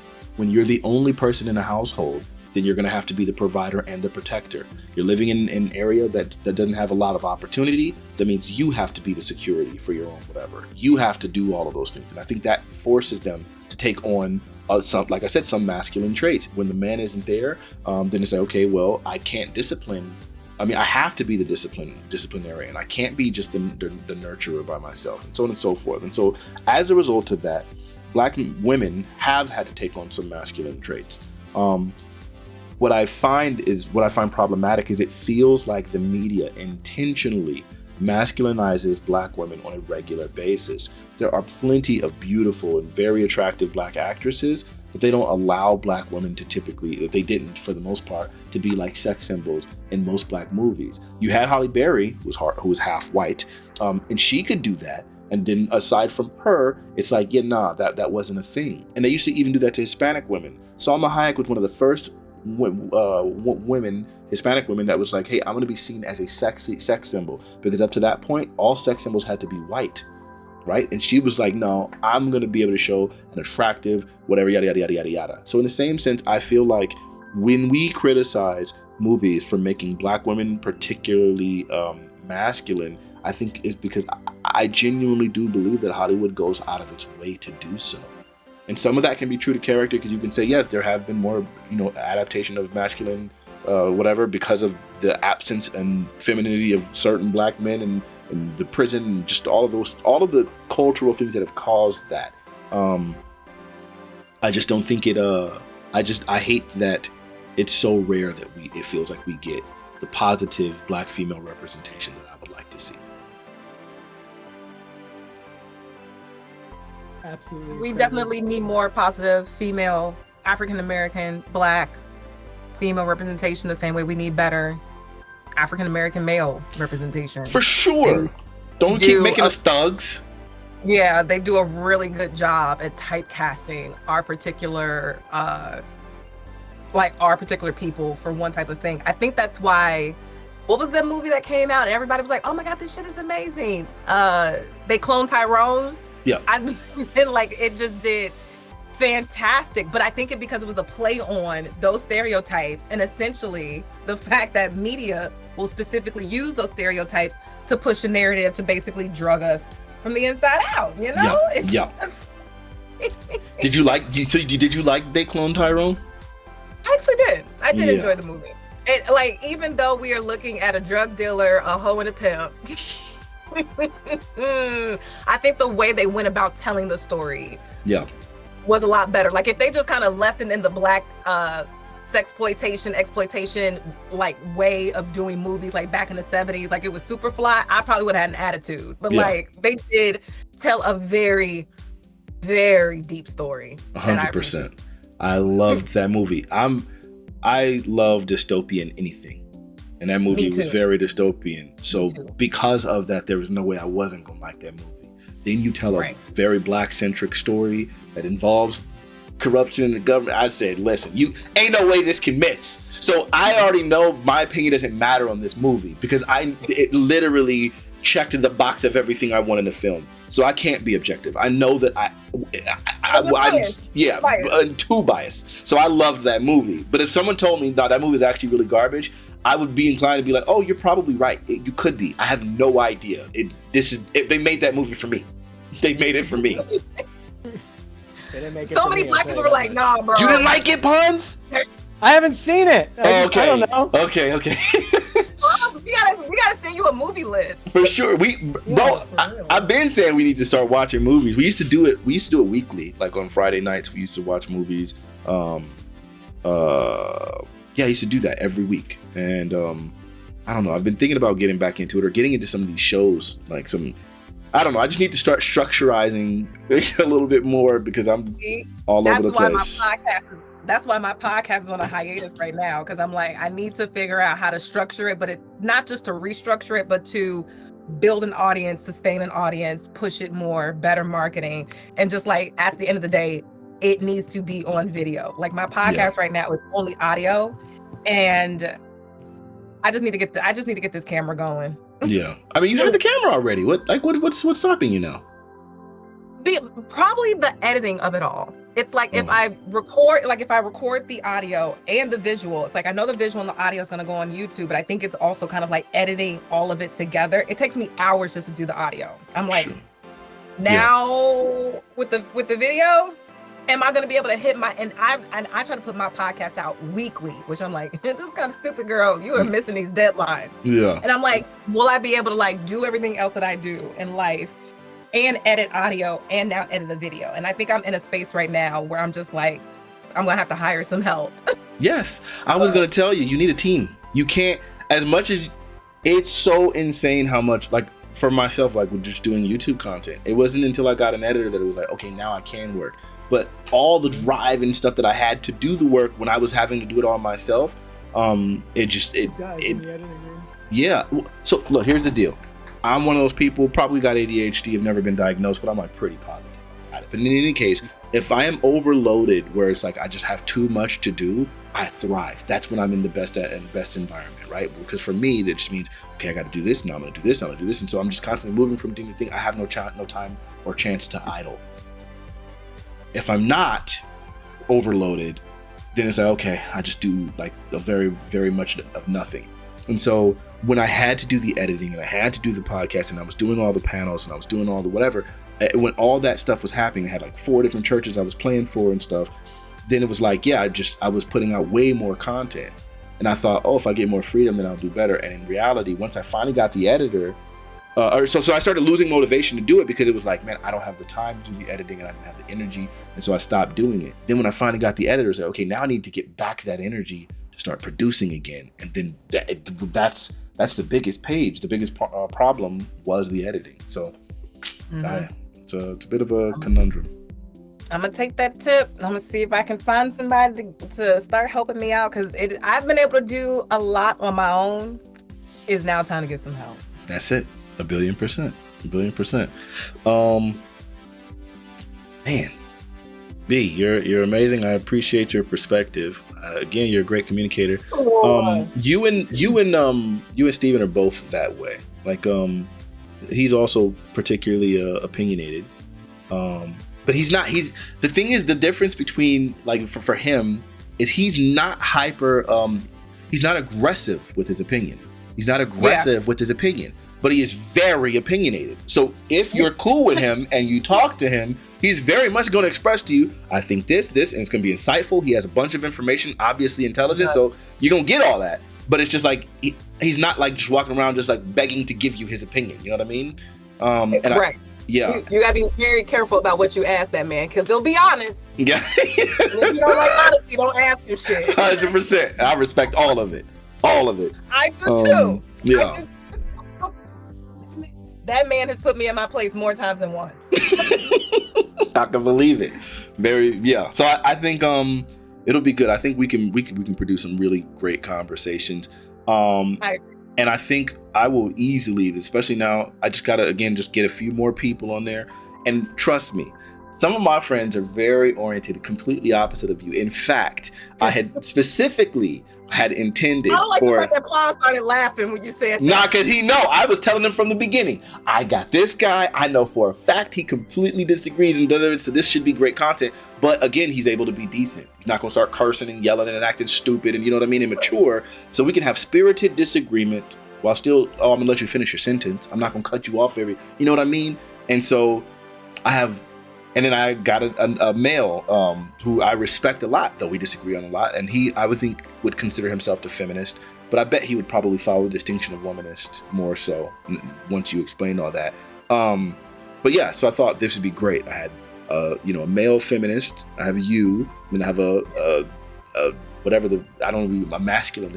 masculist, or whatever the phrase is. Men are going their own way. Yeah, I don't like that though. I think that those. Not one of those guys. No, not that. I think that goes too far. That goes too far. I think some of it goes a little far. The same way, some women things go a little far. Some of the man thing go a little far. You know. Once but like you said, it makes for good content. 100%. But I just don't like the extremes, because the men going their own way, I feel like that stuff. It feels like, to be honest with you, almost all of the red pill movement. It's all hurt men who didn't feel like they were able to express their hurt. Yep. And then they just start projecting it onto everyone. And it's all women are this way because you got done wrong. And it's like, I was just watching this interview with Dr. K last night where he was saying, well, yeah, that's because men aren't allowed to express themselves. And I genuinely do believe that to be true. For men to express vulnerability comes at great cost. You are most often going to be rejected. And he pointed out, even like when men are saying, I don't feel hurt or I don't feel whatever, the response is, what? You've got so much privilege. What do you mean? And it's like, yes, but that privilege comes with adhering to the normalized version of what society expects to me. Any deviancy from that is completely underprivileged. And what is deviant is for me to express my vulnerability, is to express my emotions. So then that means now when I'm saying I am being done wrong or something isn't working to my benefit, instead of us being able to hear that and say, hey, like, this is valid, it's no, you're tripping, you're so advantaged and privileged, you don't even see, even you expressing that as privilege. So now as a result of that, you feel rejected and dejected, and you feel spurned by the very women that you like sought after. And so now it's like, nah, women are trash, da da da da. And then the only people to come forward and like speak to them are these red pill niggas. You got Andrew Tate telling you, I see how society is doing, y'all. I see how messed up the males are. I see it. So I got the answer. Let's screw these women over. And then these young kids, huh? Yeah, let's hit them more. Absolutely. Double down. And now all these young kids are buying into this. Who hasn't experienced rejection? Who hasn't experienced heartbreak, right? So now you have a reason to buy into it. And it's like, this guy, he's physically fit. He has a lot of money. He's popular. So he has all the things that should be attractive to what I want to be. And he's telling me this is the way to get there. Just take a dump on these women. So now you're doing it. And then now you have a collective community around you that's also saying this is the way to go. So before long, yeah, you got a whole movement of people that are all doing this. And it's all partially because we just refuse to actually acknowledge the harms of men, like what's happening to men. If something is happening to women nowadays because of virtue signaling and things like that, everyone's going to echo it when it comes to women now. Now we're like at a point where women say this is a problem, and you got folks like, oh, yep, it's a problem. We're willing to whatever. But if men do that right now, we're not listening. We're not. There's man up. One of the books that I've been like telling a lot of men to check out is Will to Change by Bell Hooks, because one of the things that is a part of womanism, like I was telling you earlier, is the intersectionality of oppression. And one of the things that I have to do as a womanist is that we have to have conversation about how, I'm gonna use the words you hate, but we do need to talk about how patriarchy hurts men. I don't think a lot of times we talk about how we are forcing men to perform masculinity. They're not being masculine. We're just telling them how they need to perform masculinity. And if they don't perform it in this type of way, they're not a man, they're shamed, they're shunned, they're basically emasculated essentially if they're not going to be a man. And this type of structure of what a man is does not allow for variations of a man. That's to your point earlier. Anything that is not of the status quo will be deemed negative and be ostracized. So we have to not sometimes, but I think sometimes more often than not, we have to talk about how patriarchy hurts men. We don't allow for men to be expressive. We don't allow for men to be stay-at-home dads. We don't allow for men to not feel emasculated if their girl makes more money than them, because now all of a sudden they're not a man anymore because you make less. Who gives a fuck? Are the bills paid? Now the kids happy? Like, I have to, in my work as a womanist, talk about how the patriarchy not only hurts women, and I think we have a lot of literature and studies and data and resources around that, but we also need to start talking about how it affects and it hurts men. I mean, you spitting. Wow. I agree with everything you said. I also think that, we put this label of masculine on things, and we don't understand the danger of doing things like that. It's us humans, we are the masters of compartmentalization and grouping. That's what we do best. We're evolutionary creatures. It's what we're built to do best. And when it comes to certain things, this is why I kind of cringe, and it's not your fault, but I kind of cringe when I hear certain things being called masculine or feminine, because I think that the entire notion that there are some things that are going to be bestowed on a man that can't really be understood in the same way by a woman, or can't be picked up in the same way by a woman, or has to be absorbed in a different way or through different methods. I think it's that very thought there that creates the beginning of disillusionment. And then when people like Andrew Tate come in and say, well, actually, that's correct. There are very many things, and there are some things that women are not going to think the same thing on you on. They're not going to want the same thing, but it's your job to kind of, what you want is going to be more important in that moment, or what you can get from the woman is going to be more important than what they're telling you they want in that moment. I think Andrew Tate is capitalizing off of that same thought, which is, hey, can a woman think the same things that I can? Can they feel the same things that I can feel? Or is this a man's job for this? Is this a woman's job right here? And it's just like what you say when it comes to cooking or teaching or disciplining your child, all of these things, none of them are inherently masculine or feminine. But when we start to label them that way, it creates these environments where we really, really want to group up, and grouping up is almost always bad. It's almost always bad for humans to do it, especially if we're not aware that we're doing it. It makes us hate the outgroup. women have been the brunt of that for a few hundred years now. Yep. You spin, Plum. He's not a womanist though. He's a egalitarian. What the heck? As am I as well. Kidding. I am a little kidding. bit more. I am a little bit more about like we the people for a lot of things when it comes to these type of topics. But it's very interesting to hear other people's perspectives because the woo-woo girl in me and how I describe woo-woo is like very spiritual. Like I have my crystals and I have my tarot cards. I practice hoodoo. So hoodoo. Why'd you make that face? I don't know what that is. I'm gonna need to figure out what that is. Actually, Fanatiq, you probably have been practicing hoodoo and didn't know it. Because hoodoo, so this, a little background on hoodoo. So we understand what voodoo is, which is specifically a religion that is mixed with French, Creole, African Americans who were enslaved in Louisiana. Like that is their own religion. Hoodoo is a variation of African traditional religions and Christianity, basically Black church, because we were not allowed to practice African traditional religions and the religions that we had when we were in Africa when we came here. The only religion we were able to practice was Christianity. The only book they gave us to read and they told us we couldn't read was the Bible. But what a lot of Africans did at that time was hide their religion in Christianity. So if you go to like a white church, it's absolutely fucking boring. You will fall asleep. But when you go to Black church, that's filled with the Holy Spirit and the Holy Ghost. That's really the African traditional religion that they've kept. So a lot of Black churches speak in tongues. A lot of Black churches will faint and pass out. But then a lot of Black people do things like what? On a Saturday morning, you are cleaning that house from top to bottom, you are blasting music. You're not sweeping over anyone's floor. Anytime somebody comes to your house, you're feeding them something, or you go to somebody else's house, you bring a gift. There's certain things that are like very Black culture nuanced that are also very hoodoo.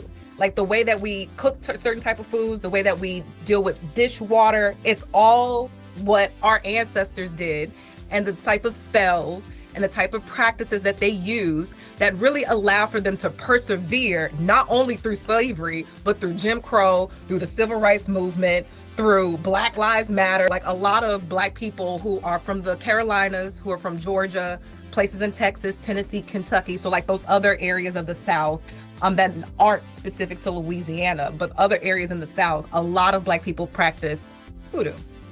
So hoodoo is basically it's an African American religion. Because when I started to become spiritual, I'm like, okay, this is Indian and this is Buddhist, and like these specific things are like African. I'm not any of those things. I'm not from India. I'm not from Africa. Technically, I am American. So What did my granny do to get through everything that our people had to get through in this country? And then through my research, I found hoodoo and was like, no, I'm gonna look more into this. And it's been great.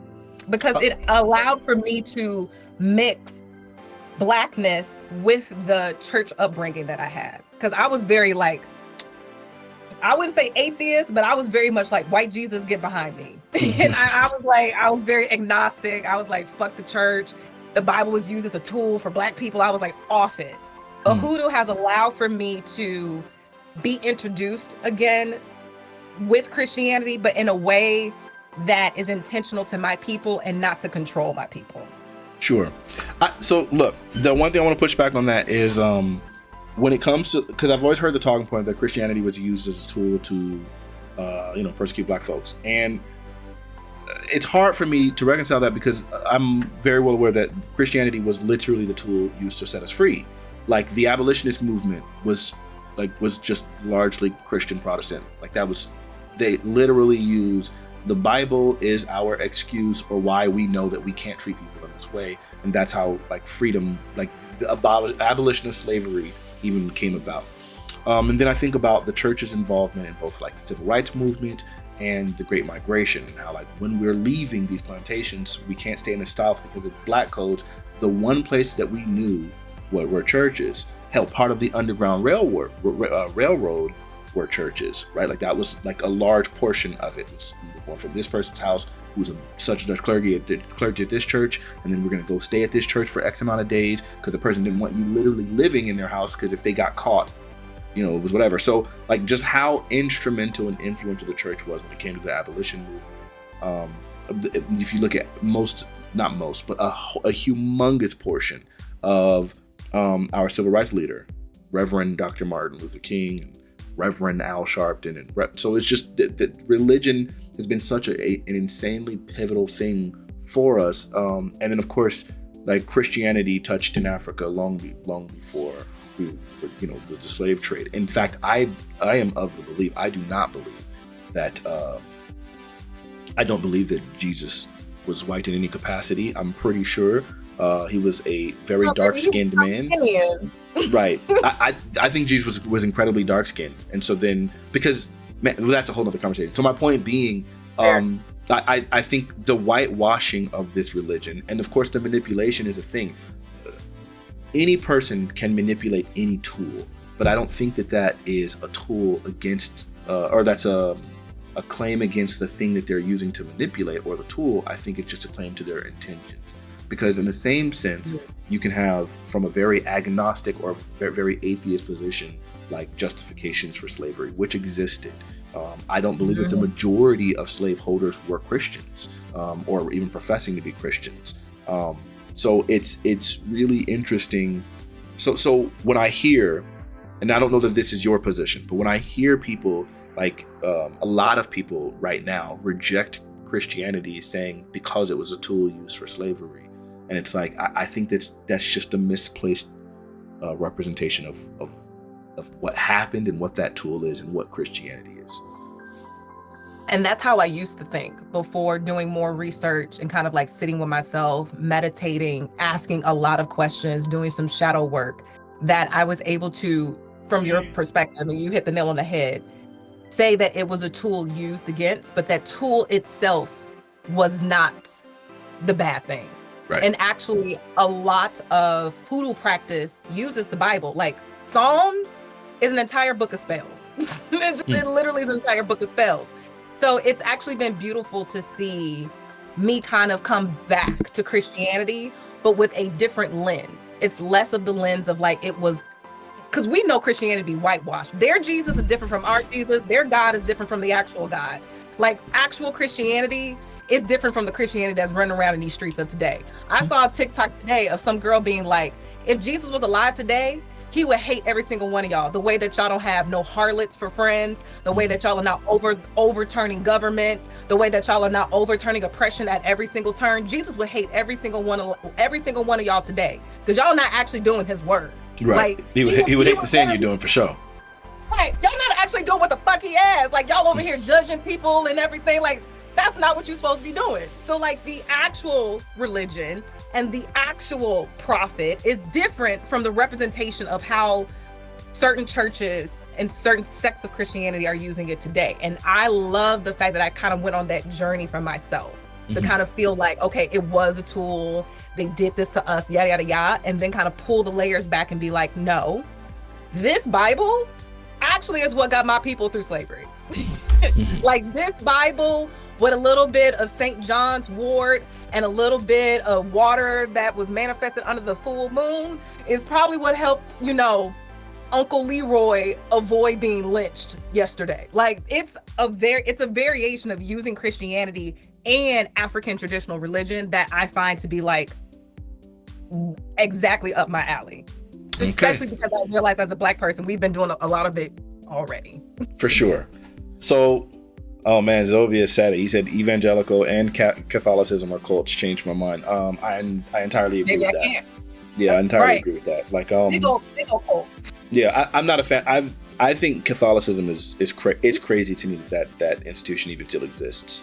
When y'all got that was a little nuts, bro. It doesn't make any sense. It's but that I feel like all the time, man. Oh man, Steven just put me on this, the whole simulation thing, because I didn't understand what it meant originally. Because I thought it meant like we were in the Matrix, and it's like, nah, everything is a simulation. I kind of am on that page now, but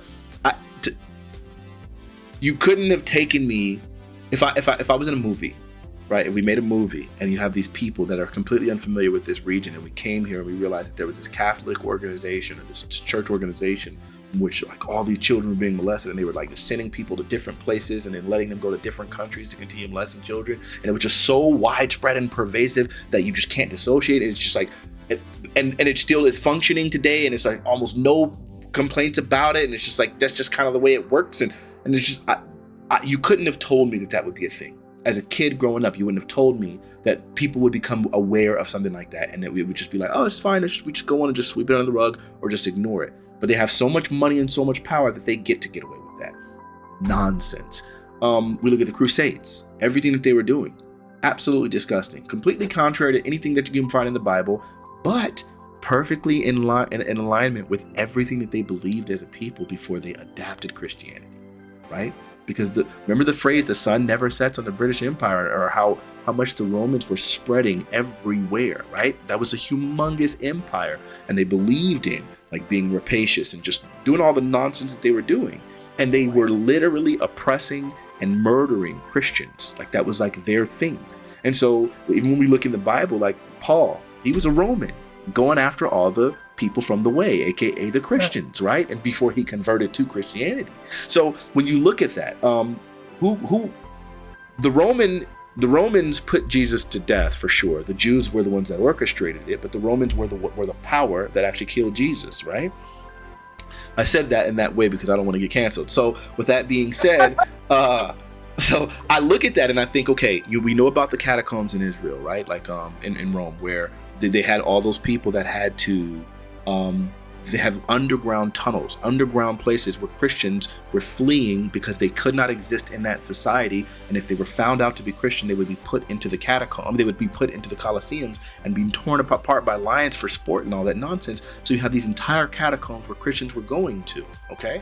So then if that was what was happening in Rome, and now we refer to the Roman Catholic Church and try to say that's the emblem of Christianity, you help me understand how we got y'all were killing us and now you're it, and then you don't even practice. It's crazy to me. So then when people are like, yeah, Christians have done so much bad, 90% of the time I'm like, what you're referring to, you're going to be talking about the Catholic Church. You're not going to be talking about Christians. You're going to be talking about this offset cult, right? And so I look, I'm on its face. I can't support or respect that religion. I cannot do it. I think it's crazy to me that it even is a thing still. Mind-boggling. Man, I have a lot of thoughts about the Catholic Church, but I'm gonna keep them to myself so that I don't sound like a conspiracy theorist. That's one of those off-stream conversations. I hear you. Those off-stream conversations, because y'all would be looking at me like I need to be in a mental institution. You'd be surprised. I don't know. Because, you know, a little bit of me wants to say, like, you think Rome went down. It didn't. Yeah. But, yeah. Those be the conversations for another day. Like, y'all think Rome is done? Baby, they are alive and well, and they control everything still. That's crazy. That's crazy. We're live. That's so insane. Yeah, you're right. They control 33%. And the 13 families, ruling everything, and one of them got the last name Rockefeller. I ain't gonna say too much. Is that even controversial? Are we not allowed to mention them? Like, is that a thing now? Because I feel like, what are we like? If I don't know, but it could be. It could be. It goes back to the point that you made earlier. It's like it gets to a point where it's like it's not. It's in the open, but we're not supposed to say nothing about it. It's like it's a conspiracy theory if the proof is right in front of us. Like, right. When does that stop becoming a conspiracy theory? And we're like, no. Especially after, and I know this is supposed to be the topic for the next day, but between that Dan Schneider shit and the fact that we are basically seeing that they are feeding children into the system, it's just a rotating wheel. Yep. If it's not in the music business, if it's not in the TV and movie business, and they'll get their asses in church. It's like, where are kids protected? And I think I'm gonna Boy Scouts. Boy Scouts is where they're safe. Baby, and have you seen the Boy Scout documentary? That is the definition. That is the definition of males being unreported. Yeah. What was it, like 66,000 cases? You know, it was crazy. It was crazy. That's crazy. Ponte, you've looked that up. You're aware of that? The Boy Scouts nonsense? You know, I've seen a little bit about it. I think there's this thing that I came up with during the Dan Schneider thing. There's this kind of saying, this kind of thing that I live by. Nobody accidentally looks like a pedophile. It is impossible. If you've ever been around children, if you've ever interacted, you have little sisters, little brothers, daughter, niece, whatever. You don't accidentally do something that makes you look like you're doing something unspeakable. There's like this constant part of your brain going that knows that you need to be like aware that you're near a child, and you need to like taper your behavior around that. And I think that anything that falls in the ambiguity, I'm almost 99% of the time going to say it's probably really bad.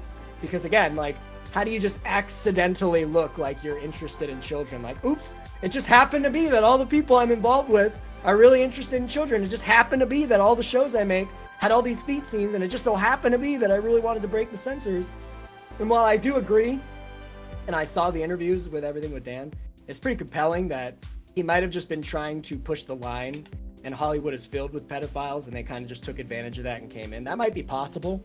But the fact that it's ambiguous to me is like, that don't look too good for you, Danny, because I tell you what, if I were there, there'd be no fucking ambiguity. Oh, did Pons accident? No, there would be no question. Right. There's just, it doesn't really work like that for normal functioning adults. Anybody who's going to have that gray area is probably not thinking with the same set of dice that we are.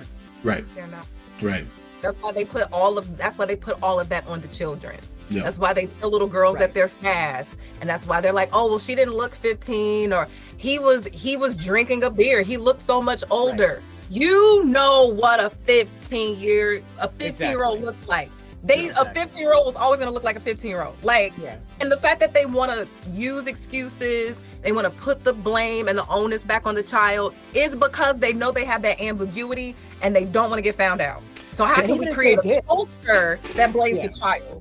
Even if they do look 18 acted, it doesn't matter. There's this thing called a prefrontal cortex that you have to function in society. You have to be able to think with logic.